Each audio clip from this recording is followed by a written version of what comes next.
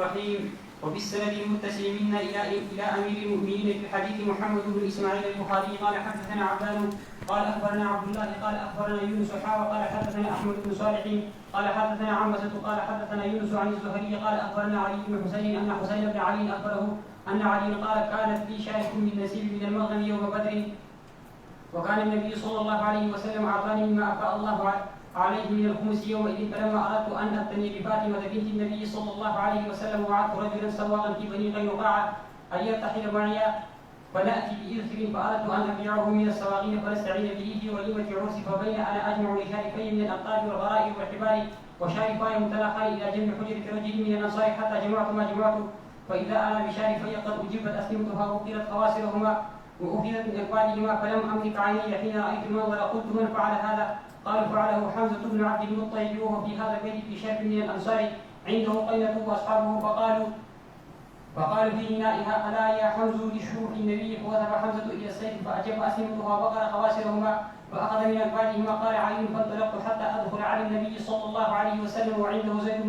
زيد بن حارثه فعرف النبي صلى الله عليه وسلم الذي لقيت وقال ما لك؟ قلت يا رسول الله صلى الله عليه وسلم ما رايت في اليوم عدا حمزه على ناقتي فاجب اسلمتها وبكر خواصرهما وها هو ذا في بيتي معه شرب ودعا النبي صلى الله عليه وسلم بردائه فارتد ثم انطلق يمشي واتبعته انا وزيد بن حارثه حتى جاء البيت الذي فيه حمزه فاستاذن عليه فاذن له فطفق النبي صلى الله عليه وسلم يلوم حمزه فيما فعل فاذا حمزه تمل محمره عيناه فنظر حمزه الى النبي صلى الله عليه وسلم ثم صعد النظر فنظر الى ركبته ثم صعد النظر فنظر الى وجهه ثم قال حمزه وهل انتم الا عبيد لابي فعرف النبي صلى الله عليه وسلم انه ثمن فنقص رسول الله صلى الله عليه وسلم على عقبيه القحطراء فخرج وخرجنا معه. حضرت سیدنا علی کرم الله وجهه د بدر په مناسبت کې دا د چې هغه اوښ د غنیمت د بدر ذکر کیږي دا وی چې د بدر په ورځ چې کوم غنیمتونه نیول شوی و یو لوی اوښ د ما د غنیمت خپله برخه وه دوم حضرت پیغمبر صلی الله علیه وسلم د خمس نه ماته یو اوښ راکړی و کله مې چې د حضرت بی فاطمه زهرا رضی الله تعالی عنها د واده بندوبست اراده وکړه نو د دې دپاره چې ولیمه کې مړی کې خرچه کیږي او شیونه را سره نو یو زرګر مې د ځان سره اشر کو دا نه کار دپاره چې وغواړې چې ما سره لاړ شه غره ته دا سرګړي بوټي دا به راوړو دا به په دا زرګرانو خرڅ کو چې په یخ کې دومره روپیو بندوبست وشي چې دا د ولیمې د هغه مړی بندوبست په وکړو دا د ما دوه اوښان د یو انصاري مبارک د کور شاته تړلی دي مثلا ګونډه کړي دي هلته پراته دي ملګری را سره تیار شو صحیح ده نو زه لاړم کور ته د اوښانې کتې دا برسیری چې په ګدي او دوم غرائر اسانه تعبیر د موږ تاسې ګونۍ او حبال پړي چې بارونه به بیا په راتړو دا سورګړي به راوړو ما چې دغه شیان سره برابر کړه نو راغلم اوښانو ته چې اوښانو ته راغلم چې ګورم د اوښانو کویم پرې شوي دي او دغه تشي سروي کړي دي یعنې یې رایستلي دي تر په ژوند د جاهلیت په دور کې داسې وحشت ویم سبحان الله سهی داسې بیخي د انسانیت حیوانیت فرق په اسلام کېږي کنې د انسان هم دغسې درنده جوړیږي بل هم افضل جوړیږي چې حیوان بل شی خوري هغه ورته چیغې وایي زړه یې نه پسوځي انسانان دغسې وو چینایان دغسې د انسانان خوري ژوندي پسه لم ته به چې غوښې ته شوق وشو چې دا د لم وازم خوړلی وه پسه به ژوندی و لم به یې طرف پرېږدو د اوښ کوې ته به شوق وشو چې دا مو خوړلی د ژوندي اوښ نه به یې کوی پرېږدو خوړ به د ژوندي اوښ ینه به یې رایسته چې دا زر پخېږي نو سیدنا حضرت حمزه رضی الله تعالی عنه او نور مرګري ورسره په ابتدا د اسلام کې خو شراب چې کله وو منع علیه نه وه راغلی په احد کې شراب چې کلی و بیا شهیدان شو حرمت حکم راغلی نه و نو دا په یو انصارو کور کې میلمستیا ده په میلمستیا کې شراب وچکلي او قینا سندرغاړې مینځه د اشعار ورته ویي په د اشعارو کې حضرت حمزه ته خطاب کړی دا شاعرې یا حمزه لشرف النوا ای حمزه دا د مزي اوخ کوي ته ورلاس که په موږ څه غوښې وخوره حضرت حمزه دستي توره راواخیسته د حضرت علي صاحب وخانو دواړه کوي هم تر پرې کړه سینې هم چیرې کړې یې راوایستې حضرت علي صاحب چې ولیده وایي چې ومې لیده د خپلو سترګو مالک نه شم څه معنی دستي ژړا راغله ومې ژړل حیوان هم د الله مخلوق ده که نه ده دا قابل د ترحم ده دا ځای که نه ده سړی فکر وکړي خو چې د چا په زړه کې نرمي وي د الله په مخلوق شفقت شي د الله مخلوق ده نو ومې ژړل نهایت زیات غمجن شم راغلم پیغمبر صلی الله علیه وسلم ته حضرت پیغمبر علیه السلام سره خپل متبني مبارک حضرت زید دا هم موجود ده د ما رنګ چې ولې د رنګ مې ډېر متغیر د خفه یم رانه پوښتنه وکړه چې څه دي ما ورته ویل یا رسول الله صلی الله علیه وسلم داسې خبره ده حضرت حمزه د اوښانو داسې کیفیت چې سړی برداشت نشي کړی ما دوه اوښانو کوي ویلې دی اوس هلته د شرابیانو سره ناسته حضرت پیغمبر صلی الله علیه وسلم څادر راواخیست دی حضرت زید زه درې سره ور روان شو چې کور ته ورسېدو اجازه یې وغوښته پیغمبر علیه السلام د دخول د کور د طرف نه اجازه ورته وشوه چې ورننوتو حضرت پیغمبر علیه السلام حضرت حمزه رضی الله تعالی عنه تره ده خو رضعي ورور هم د ټایم ګډ سره دی لیدلی توبیخي خبرې شروع کړه داسې هم څوک کوي د چې خبرې ورته شروع کړې د حضرت حمزه رضی الله عنه سترګې سرې دي لکه د چرسیان مرسیان نه چې چرس وڅکي حضرت پیغمبر علیه السلام ته د سلک سترګې ورپورته کړې بیا یې لږ نورې ورپورته کړې بیا یې د پیغمبر علیه السلام مخ ته وکته بیا پیغمبر علیه السلام حضرت علی صاحب دغه ته خطاب کوي تاسې نه یې مګر هم د ما د پلار غلامان یې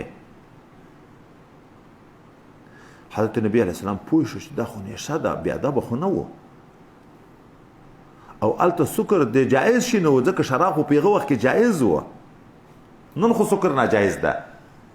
پیغمبر علیه السلام داسې په شا ذاتي ته را روان شو چې نوره بېادبي ونه کړي د دوی سره خو تړلې ده چې توره پسې راواخلي راووته دې باندې اوس خبره دا ده چې اوښان د بدر د غنیمت و په دا مابین کې بیا څوک لرګی راخلي حضرت حمزه څنګه داسې خبره کوله پیغمبر علیه السلام ته حضرت علي صاحب ته چې تاسې د ما د پلار غلامان یې بیا نو جواب ورته کوي توجیه حضرت حمزه د حضرت عبدالمطلب زوی حضرت پیغمبر علیه السلام حضرت علي رضی الله تعالی عنه دواړه لمسیان دا دوه لمسیان دي دی خو یې د تره ده که نه دی د حضرت عبدالمطلب زوی ده لمسی پلار ته نږدې وي نیکه ته نږدې وي که زوی نږدې وي لمسي ته د خادمیت په حیثیت چې کشر به خدمت کوي نو د غلام نسبت هم کیږي ځکه یې ورته وویلی چې زه په نسب کې حضرت عبدالمطلب ته تر تاسې زیات ورنږدې یم تاسې اوس ماته نصیحت کوئ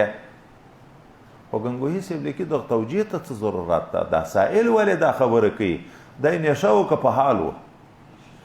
د نشهي خبره ته توجیه ته ضرورت شته چې توجیه کوي تصحیح خو به هلته کېده چې د صحیح خبره وای ګورئ چې د صحیح د جوړ سړي خبره وای اوس خبره خطا شوې وای نو تا به توجیه ورته کړه په نیک سړي به ښه ګمان کوي بد ګمان به نه کوي نیک سړي د خبرې دپاره به محمل صحیحه پیدا کوي موږ تاسې مسلماني ان به تربیع البقال چې مسلمان ویایي مجاز ده چې مشرک ویایي حقیقت ده ولې په لفظ کې قرینه شته خو عقلي قرینه موجوده ده د مسلمان عقیده دا ده چې شین کوونکی الله تعالی ده خدای یو ظرف د وخت ده نو اسناد مجازي ده د مشرک عقیده دا د دهر ته نسبت کوي ګورئ په لفظ کې فرق نشته د دواړو خو قرینه شفا طبیب المریضه چې مسلمان وي مجاز چې کافر وي حقیقت دا نن چې په مسلمان د شرک فتواوي زر زر کوو داسې الفاظ چې د مسلمان نه صادر شي چې دا خو شرک ده او دا خو شرک ده ولې مسلمان شرک ته مجبور کوي خو هغه د مسلمانۍ وګوره خو خدای د سترګې ښې که ړوند به نه ورته وایي خو ملا یې ځان ته ملا وایي دا کتابونه دي ویلي دي که دې نه دي ویلي اسناد ما هو له الى غیر ما هو له پیژنې که نه پیژنې وقوع د مجاز په قرآن شته که نشته چې په قرآن عظیم شان کې مجاز شته خو د مسلمان په کلام کې مجاز راځي که نه یرید ان ینقض دیوال د اراده ده دیوال اراده ده چې ولویږي حضرت خضر علیه السلام یې جوړوي دیوال د ارادې خاوند ده د موت نسبت کله ملائکه ته الله کوي کله یې ځان ته نسبت کوي د اغوا او د دلالت نسبت کله شیطان ته کوي کله یې ځان ته کوي خو اسباب دي په مابین کې واسطې دي بهر تقدیر نو وایي د ده کلام ته توجیه ته ضرورت څه ده چې کې جوړ سړي خو نه ده دا خبره کړې چې توجیه ورته کې خو نشه کړې ده نشه خبرې خو ذاتي په اعتباره دي هغه ته توجیه په کار نه ده چې کېږي وبه قال حدثني محمد بن عباد قال حدثنا ابن عيينة قال أنقذه لنا ابن الأصبهاني سمعه من ابن معقل أن علي كبر على سهل بن حنيف فقال إنه شهد بدرا دا د جنازې لمونځ حضرت علي صاحب په سهل ابن حنیف وکړو دام بدري و نور مسله نشته کې صرف د بدریتوب ذکر کوي او د جنازه په کړې د حضرت علي صاحب خدای ویل دا بدري صحابي و موږ ته بدري را پیژنې خو بیا را روان د بدریانو نومونه بیا هلته پکې ذکر کېږي وبه قال حدثنا ابو اليمان قال اخبرنا شعيب عن الزهري قال اخبرني سالم بن عبد الله انه سمع عبد الله بن عمر يحدث ان عمر بن الخطاب حين تأيمت حفصة بنت عمر من قريش بن حذيفة السهمي وكان من اصحاب رسول الله صلى الله عليه وسلم قد شهد بدرا فتوفي بمدينة قال عمر فلقيت عثمان بن عفان فعرضت عليه حفصة فقلت ان شئت انكحتك حفصة بنت عمر قال سانظر في امري فلبثت ليالي فقال قد بدا لي الا اتزوج يومي هذا قال عمر فلقيت ابا بكر فقلت ان شئت انكحتك حفصه بنت عمر فسمت ابو بكر فلم يرجع الي شيئا فكنت عليه اوجد مني على عثمان فلبثت ليالي ثم خطبها رسول الله صلى الله عليه وسلم فانكحتها اياه فلقيني ابو بكر فقال لعلك وجدت علي حين عرضت علي حفصه فلم ارجع اليك قلت نعم قال فانه لم يمنعني ان ارجع اليك فيما عرضت إلا أني قد علمت أن رسول الله صلى الله عليه وسلم قد ذكرها فلم أكن لأفشي سر رسول الله صلى الله عليه وسلم ولو تركها لقبلتها. حضرت عمر فاروق رضی الله تعالی عنه چې د ده لور مبارکه حضرت حفصه دا کونډه شوه میړه یې څوک و حضرت خنیس ابن حذافه سهمي د حضرت عبدالله ابن حذافه سهمي ورور هغه بدري و خبر اوس بیرته په دغه باب سره مناسبت هغه بدري و خو مړ خپله په مدینه منوره کې شو د څه وجه نه په احد کې زخمی شو بیا د هغه زخم نه پسې مړ شو په مدینه منوره کې کله چې حضرت خنیس ابن حذافه سهمي رضی الله تعالی عنه وارضاه وفات شو د حضرت عمر رضی الله عنه لور مبارکه کونډه شوه چې عیده یې تیره شوه پس له عیدې نه حضرت عمر فاروق رضی الله تعالی عنه حضرت عمر فاروق عثمان ذینورین رضی الله عنه ته ویایي که غواړې د واده شوق دې وي زه خپله لور تا ته حضرت حفصه په نکاح درکوم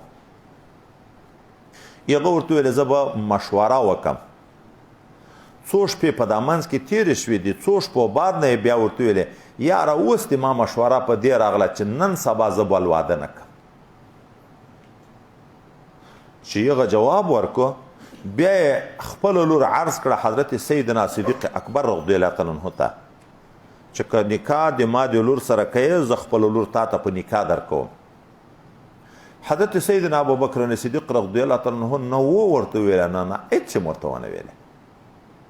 حضرت عمر فاروق رضی الله تعالی عنه یې د حضرت عثمان رضی الله تعالی عنه هم ګیلمان خوشوم چې یو سړی اخلاص کوي درته ویې چې خپله لور درکوم او ته بیا اخر کې جواب ورکوې چې نه یې کم. طبعا سړی خو ګیلمن کېږي خو ملګري دې سره، خو وایي د صدیق اکبر نه ډېر ګیلمن شو. ولې دغه نه و راته ویلې نه راته ویلې. د خدای شان ده حضرت پیغمبر صلی الله علیه وسلم خطبه وړاندې کړه که دا لور ما ته په نکاح راکړي، ما ورکړه هغه ته په نکاح. ام المؤمنین شوه. سیدنا ابوبکر صدیق رضی الله تعالی عنه د نکاح د نبی علیه السلام نه بعد حضرت عمر فاروق رضی الله عنه ته اوس د هغه وخت عذر ویایي. تا چې دا نسخو کې ګورې یاد لرئ فیما عرضته پاس چې ورسره لیکلی علیه که ویلی شئ کوشش دا کوئ چې تصحیح ورسره کوي په عبارت کې. فیما عرضته علیه هغه څه چې تا په ما عرض کړه که په هغه کې به شاید ته د ما نه خفه شوی وې چې ما هېڅ جواب در نه کړه. سیدنا عمر فاروق رضی الله عنه ورته ویلي چې اوه. نو حضرت صدیق اکبر ورته عذر کوي زه ځکه مې څه نه وویلې چې تا لور کونډه شوه، پیغمبر علیه السلام په یو مجلس کې چې خبر شو دا یې یاده کړه. ادب ته اوس ګورئ. موږ تاسو ته خو را روان د حدیث لا یخطب احد علی خطبة اخیه. بیا هلته دغه حدیث هم په مثال کې راوړي. حضرت پیغمبر علیه السلام نه د نکاح خبره کړې چې زه یې کم، نه یې حضرت عمر ته پیشنهاد کړی چې لور دې راکه، خو چې خبر شو چې پلانکی کونډه شوه صرف دومره دا ډېره نیکه ښځه وه. سیدنا ابوبکر صدیق رضی الله عنه چې اعلم د امت ته د ده خبرې نه دا استنباط وکړو چې کیدی شي چې پیغمبر علیه السلام اراده د نکاح ورته لري، خو په خوله خو یې څه نه وویلي.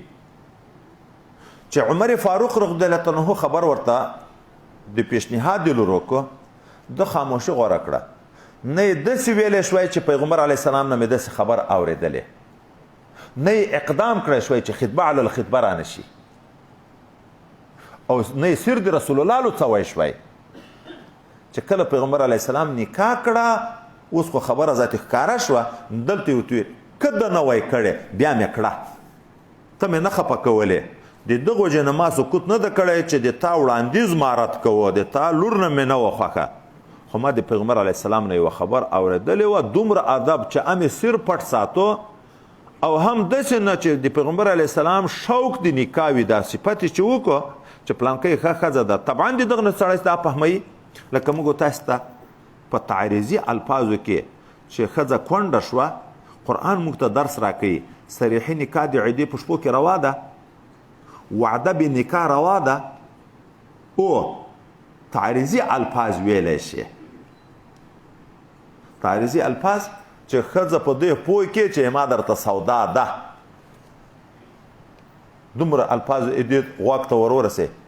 ته خو مه خفه کېږه، د تا خو هر څوک طلبګار ده، هر څوک یې شوق د تا سره د نکاح لري چې هغه پوه شي چې دا یم شوق راته لري.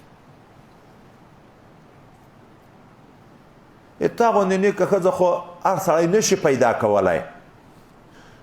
داسې تعریضي الفاظ ویلی شي خو صریحي الفاظ نشي ویلی. به هر تقدیر خبره په دې کې ده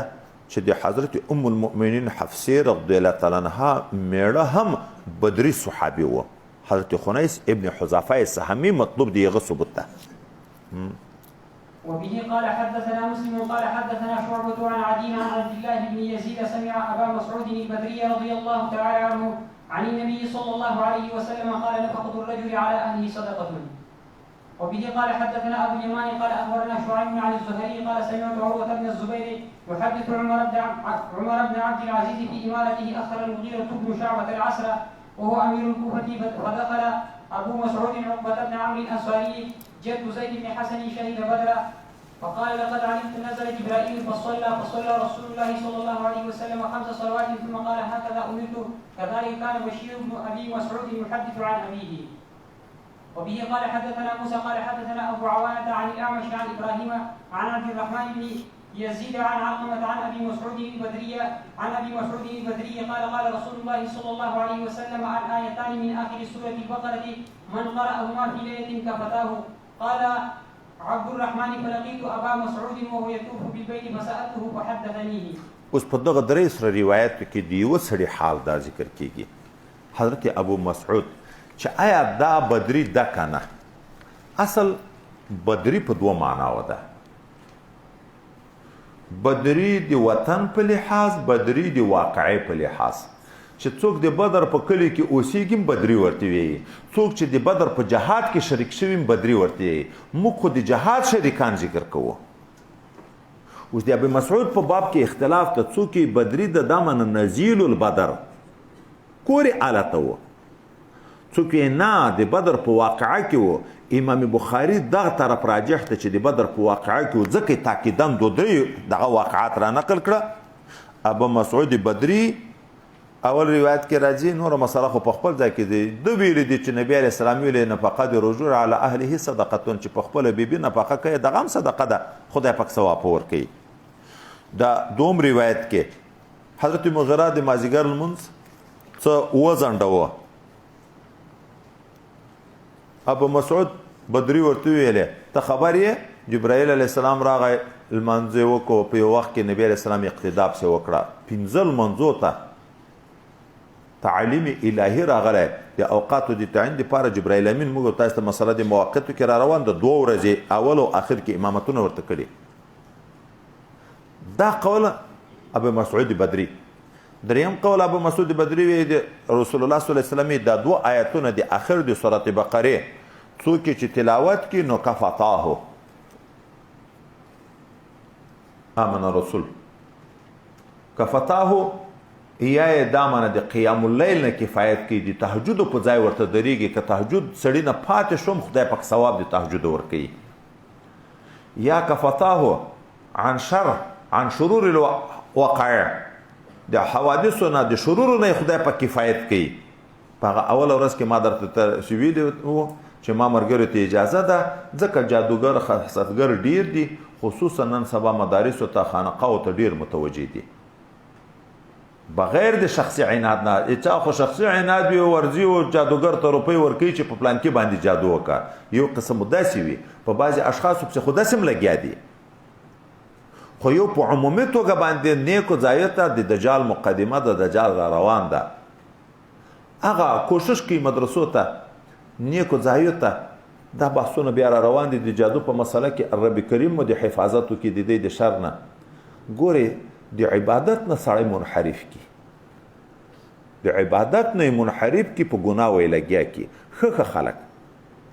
ما ته راغلی رب کریم د امتحان نه وساتي. عالم مدرس ما ته راغی 4 میاشتې په جنابت کې وخت تیر کړی و. درس په مسجد کې، په جنابت په حال کې درس په مسجد کې، د محارم سره په زنا ولګیا و. اوس مې وایي شوق د کفر کېږي، داسې حد ته رسېدلی یم دا څو شپې په دغه تردد کې یم چې داسې وساوس راسره پیدا کېږي چې ګیره ورخیه لاړ شه کفري ملک ته کافر شه. چې وروسته عاملینو ته لاړ غریب باندې جادو شو. ګوره سعید فکر وکړي یو علاقې ته متوجه شي چې د دین کله دی د معیشت په لحاظ مسلمانانو معیشت تباه کوي، کاروبار خراب. هر څوک په اکثرو ځای کې نن سبا د مسلمانانو په کاروبار کې شکایتونه دي که نه دي؟ ښه کاروبار به وي د سړي، خو کوم سړی چې بیا د مدرسو سره د مجاهدینو سره د داسې خلکو سره کومک کوي د هغه به کاروبار وچ ودرېږي، تاوانونه سره به هغه شي. یو هغه ځای کې به ښه د عبادت سلسله وي، فسق و فجورو سلسلې به پکې شروع شي. مدارسو کې داسې حالات ماته ویلی شوي دي چې د ویلو نه دي چې سړی بیان وکړي. دا دغه خبیثان متوجه وي. نو ځکه ما درته اول ورځ ویل چې دا 2 آیتونه مخصوصا کوشش کوي چې وایي دا سورت بقره مبارکه چې چیرې ویلی کېږي مجموعه د جادوګرو اثر وایي جادو بیا نشي پکولی.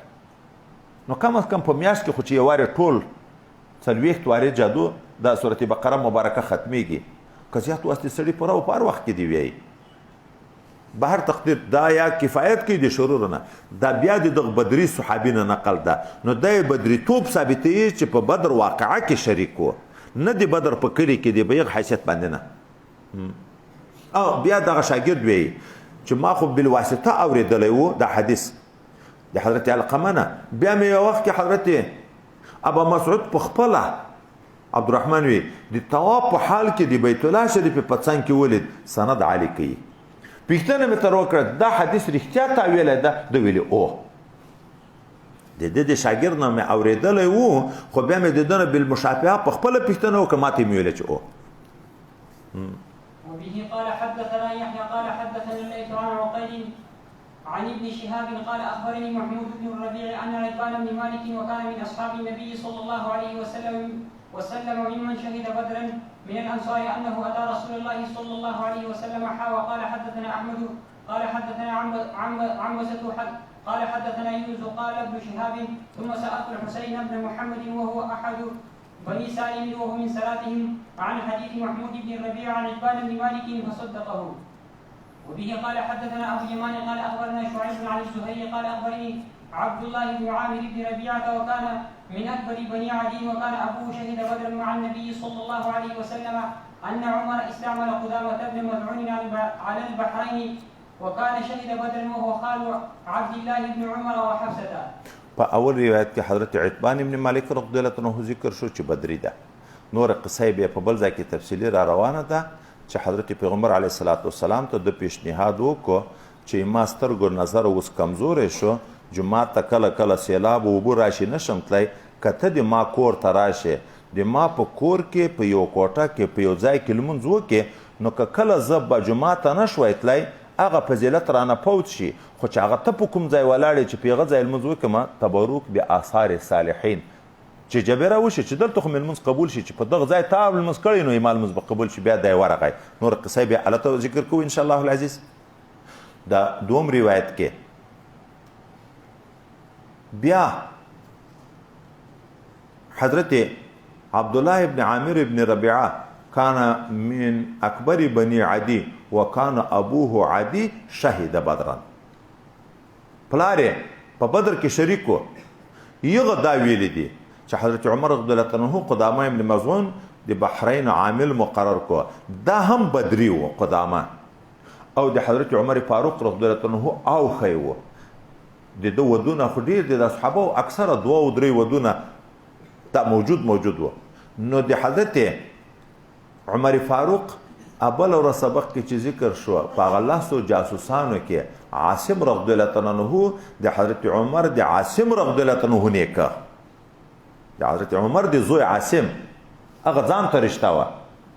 دغه بیا د حضرت عبدالله ابن عمر حضرت حفصه ام المؤمنین رضی الله عنها دا دوه سکني وسره د دغه ماما و خبردار ده چې دا اوخه د حضرت عمر فاروق رضی الله عنه هم بدری ده دا نور کې بیا حضرت عبدالله ابن عمر د خپل دوه ترونه روایت نقل کی چې هغه بدریان و یو دا ویل دي چې نبی علی السلام نه کړه د مزارعات مسلې نه دا د مزارعات مسله تفصیلی په دوه طرف مسلم شریف کې بیا بیا وبه قال حدثنا عبد الله بن محمد بن اسماء قال حدثنا جويرية عن مالك عن الزهري ان سالم بن عبد الله اخبره قال اخبر رافع بن خديج عبد الله بن عمر ان عميه وكان شهد بدرا اخبره ان رسول الله صلى الله عليه وسلم نهى عن كراء المزارع قلت لسالم فتكريها انت قال نعم ان رافعا اكثر على نفسه دلته اوس دستي مالک د زهري نه روایت نقل کړي چې حضرت سالم د حضرت عبدالله ابن عمر رضی الله عنه زوی دته ویلي دي چې رافع ابن خدیج دا ویلي دي چې نبی علیه السلام نه کړی د کراء المزارع نه نو دشتي څوک حضرت سالم ته چې ته خو د مزارعات کار کوې الته روایت نقل کوي چې نبی علیه السلام منع تر کړی الته په خپل حدیث عمل نه کوي د مزارعات کار کوي دا ورته او زه کم ځکه حضرت رافع په ځان زیادت کړی ده د مزارعات مسله چې دا په نیمه په دریمه په څلورمه نن سبا چې رواج د جایز ده که ناجایز د امام صاحب نه قول په نه جواز دا نور ائمه قول په جواز د موږ صاحبین قایل دي په جواز فتوا ده په جواز ولې د حدیث لپاره توجیه ده هغه خاص مضارعات چې په هغه وخت کې معمول و چې د قمار په معنا کې و نبي رسول الله خو د هغه نه منع کړی دی د مطلق مضارعات نه خو نه ده کړې څنګه معمول و چې ملګري اوس نه سر خلاص شي شک ذاتي نه امام ځکه ده ما ته د خپل مځکې حال معلوم ده چې د پټي دغه طرف فصل ښه کوي او هغه طرف یې نه کوي چاته به مې په مضارعات ورکوو بیا به مې دا شرط پکې ښی دا امام ځکه وکړه ته په نیمي باندې خو دا یې پټي دغه حصه به دې مایي هغه به غریب مزدوري وکړه دغه حصې به غنم وکړي هغه به ونه کړه کله به د ویالې غاړه ورته شرط کړه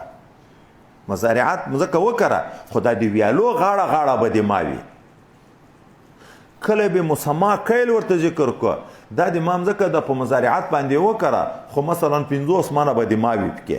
یغه به کال خواري وکړه 50 منه به کله وکړه کله به 40 منه وکړه لاس منه به د ځان نورم سي ورکړه مزدوري به لاړه دا ټول قمارونه دي کنه دي پیغمبر علی السلام خو د دسه نه منع کړی دا مضارعات مشاع چې تعند حصه تعند مځکه نه یبکه نه خاص معینه حساب کې اخلي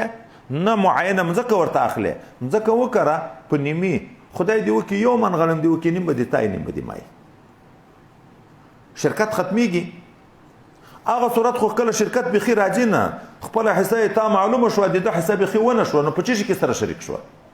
معنی خاص کړي دا حضرت رافع مطلق ذکر کړي نو دای په ځان زیادت کړي د موږ ته خو لیار معلومه ده چې روا او ناروا شتب کې دوړ دي مزه اجایزه طریقه کوم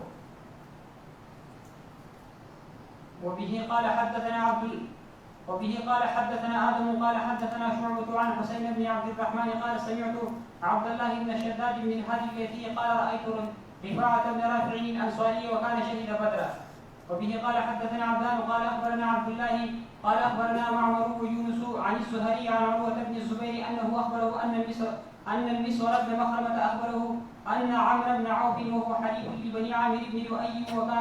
وكان شهد بدرا مع النبي صلى الله عليه وسلم أن رسول الله صلى الله عليه وسلم بعث أبا عبيدة بن الجراح إلى البحرين يأتي بجزيتها وكان رسول الله صلى الله عليه وسلم هو صالح أهل البحرين وأمن عليهم العلاء بن الحضرمي وقدم أبو عبيدة بمال من البحرين فسمعت الأنصار بقدوم أبي عبيدة وضافوا صلاة الفجر مع رسول الله صلى الله عليه وسلم فلما انصرفا وتعرضوا له فتبسم رسول الله صلى الله عليه وسلم حين رآهم ثم قال أظنكم سمعتم أن أبا عبيدة قدم بشيء قالوا أجل يا رسول الله صلى الله عليه وسلم قال فأبشروا وأملوا ما يسركم فوالله ما الفقر أخشى عليكم ولكني أخشى أن تبسط عليكم الدنيا كما بسطت على من قبلكم فتنافسوها كما تنافسوها وتهلككم كما أهلكتهم على من كان قبلكم دا بیا وكان شهد بدرا أخبره مسور ابن مخرمه أخبره وكان شهد بدرا مع رسول الله صلى الله عليه وسلم دا ورته ویل دی واقعه ده حضرت پیغمبر صلی الله علیه وسلم د بحرین د خلکو سره جوړه وکړه خو ول به اسلام ته دعوت وی چې اسلام نه کې قبول بیا به جزیه ته وی یغه خلکو جزیه ته غاړه کې خو یغه ته مشر علاء ابن حضرمي وګرځاوه او دوی باندې چې کوم شی مقرر وو یغه ورته له مکتب امین سره را لګي دا به مناقب د ابو عبیده ابن جراح کې را روان دي دورته له زب امین حق امین درولېګم ار صحابي له ګوند ما ورولېګي دغه واجننه چې د قدرت خواهشمن وو چې د رسول الله شاهدی په ما صادق شي چې زه حق امین حضرت نبی علیہ الصلوۃ والسلام ابو عبیده ابن جراح ته ویله چې تورش هغه چې د بحرین مال راو ډیر مال مثلا ماخام ټیم را ورسېده ټول صحابه خو د نبی علیہ الصلوۃ والسلام سره په مسجد نبوي کې نو شریک خو لري جماعتونه مو هغه د لري کله خلک چې خبر شو چې د بحرین مال را ورسېده د نبی علیہ السلام په سخاوت وای د ټولو علم وو په دا پیدا چې رسول الله بیګا ته نه پریږدي نو سهار د سنې وختي به تقسیم شروع کړي چې موږ تاسو د غرمې طرف ته جمعه ته ځان ورسو د ایران تقسیمي نو د سهار جمع ته مسجد نبوي ته ځانونه را ورسول د نورو جماعتو صحابه انصار او مبارکینو سهار چې لمونځ وشو د لمانځنه بعد د دلری جماعتو نه راغلي صحابه مبارکین سوکا پیغمبر علی السلام ته ورمخته شو ځانې په ولید چې موږ هم راغلی یو پیغمبر صلی الله علیه وسلم تبسم وکړ او بیا ورته ویل زه ګمان کوم چې خبر شوی چې حضرت ابا عبیده ابن جحره ابن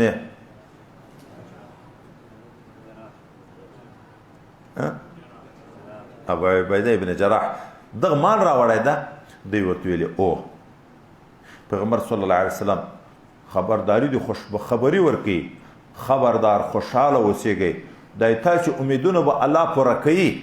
دنیا به ډیریږي ضرورت به مو خدای پاک پوره کوي په فقر په تاسې نه ډارېږم خو خطرناک خبره دا ده دنیا به مو ډیره شي د دنیا محبت به مو زړو ته ولویږي د دنیا محبت به مو غرق کړي لکه مخکیني امتونه په دغه غرق شوه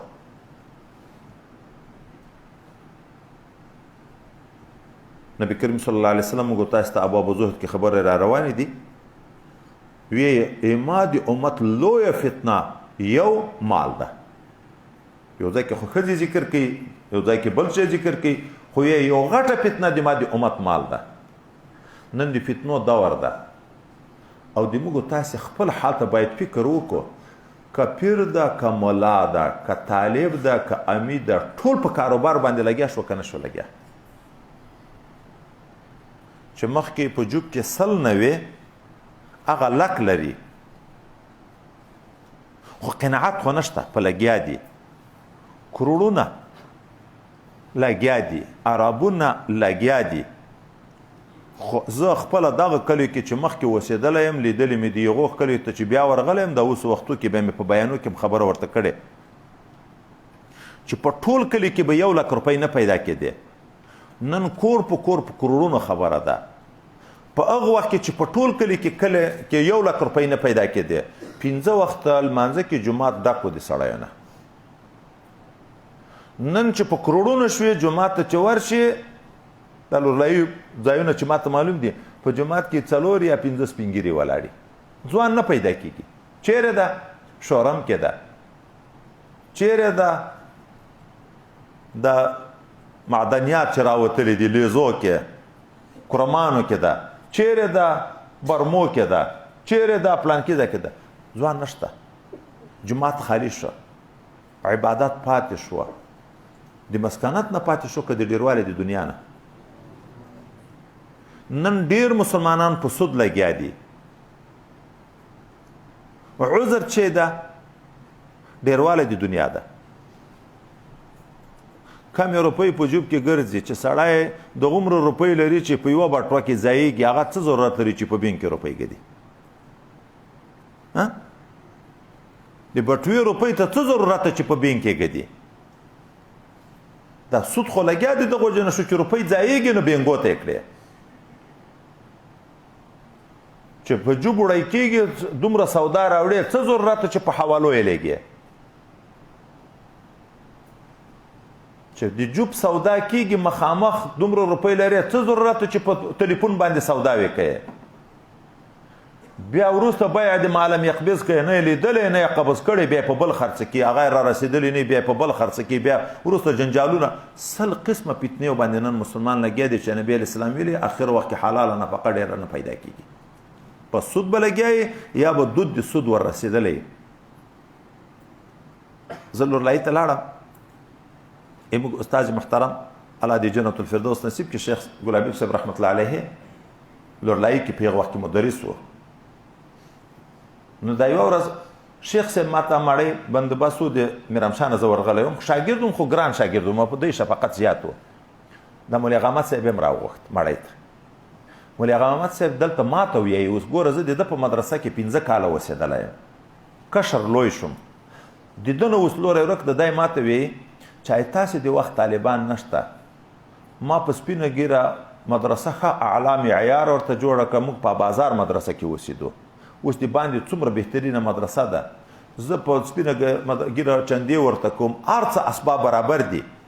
خو چې په ماسپښین په هر وخت کې زه په بازار کې راځم طالب په بازار کې ګرځي ماښام نه بعد دې کور په هغه وخت کې د ګنجۍ په طرف باندې و چې ماښام نه بعد کور ته ځم طالب په بازار کې ګرځي د جمع لمانځه ته په زور به جمع لمانځه ته نه برابرېږي په قلعه سیف الله کې پښتونخوایانو واده و ډومانې راوستلي و د پېښور نه د لورلایي نه طالبانو موټر ور سپېشل کلی ورغلی د ژړا ځای ده ما ته ویل که تا ته څه معیار معلوموي ما هغه خپل تجربې موافق چې تصوف سره تعلق راشي او اصلاحي بیانونه کم از کم په جمعه کې چې یو داسې مؤثر سړی ورته کوي سبا ته مولوي احمد صاحب مړی وکړه بیا یې دا خبر یاده کړه چې مولوي احمد صاحب ننوت کور ته دا شیخ صاحب مبارک ویلي وایي مولوي احمد صاحب زړه درد کوي اصل خبره بله ده نفقې حرامه شو مدرسې ته هم حرامې نفقې راځي معتمم مجبور ده په سوونو طالبان ور د غاړې دي هر چاته درېږي چندې ته هغه سودخور د سود روپۍ ورکوي قمارباز د قمار روپۍ ورکوي رشوتخور د رشوت روپۍ ورکوي څوک چې چنده درکوي پوښتنه تر کړی شي چې دا حلال دي که حرامې او هلته قرآن ته اوس وګورو ربنا لا تؤاخذنا ان نسینا او اخطأنا اته اعتراض کیږي چلته نبی علیہ الصلوۃ والسلام یې د ما امت نه خطا او نسیان مرفوع دی الله نه پنيسي او الته دعا کوي چې خدای په خطا او په نسیان مې ما ونیسي چې مرفوع دی نه پنيسي بیا دعا ته څه ضرورت ده پام شو خبره ته نو الته جواب دا کوي وای ګناه دوه قسمه ده قصدن خطأن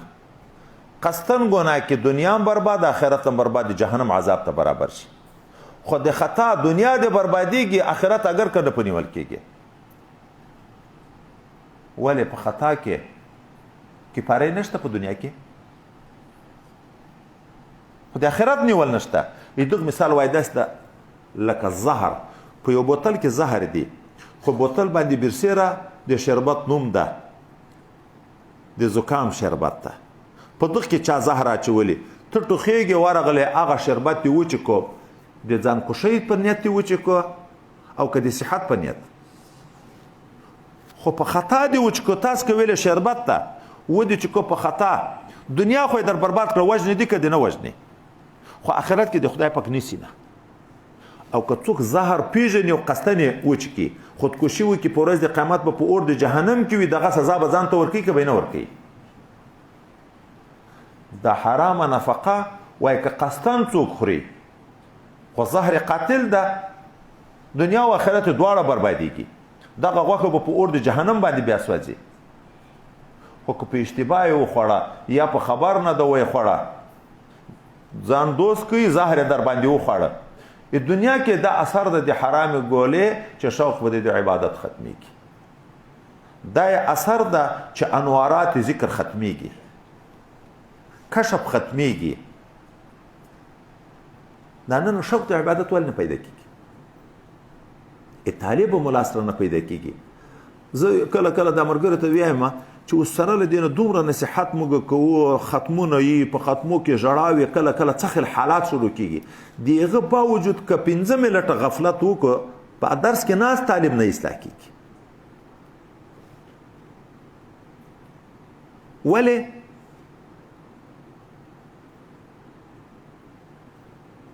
نفقې ګډې وړې شوې باطن نورانیت نشته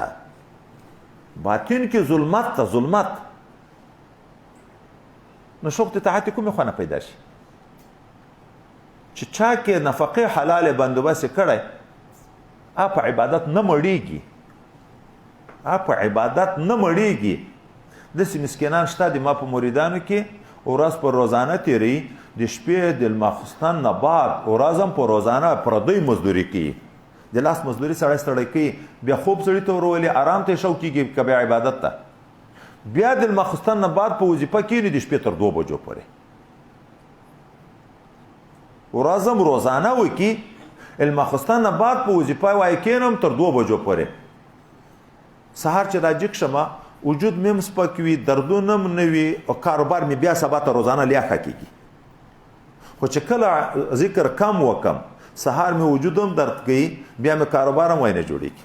روزانه هم نه راته پیدا کېږي دا ګډ وډې شوې ځکه نفقې او سلسلې دا شیان پاتې شو خبره په دغه کې د چې نبی علیه الصلاۃ والسلام زه په دغه نه ډارېږم چې مسکنت حال به په تاسې راځي، زه په دغه ډارېږم دنیا به مې ډېرې شي، د دنیا مینه به مې واخلي، چې مینه واخیستی شو خدای هم دې وساتي محبت دنیا نه، زړه ته چې محبت ولي د بیا د حلال او د حرامو فرق ساتي نه کوي. اخون لره دې پی وي، دا به مولي غمه صاحب موږ ته ډېر ویلې، اخون لره دې پی وي که د خرې وي که د سپی وي، خو چې پی پیدا شي شودې پیدا شي نور چې د هر څه شي وي، چې روپۍ پیدا شي نور چې د هر څه شي وي. بس ته چې دم نور نه د کتلی مخکې لیا ولاړو که نه.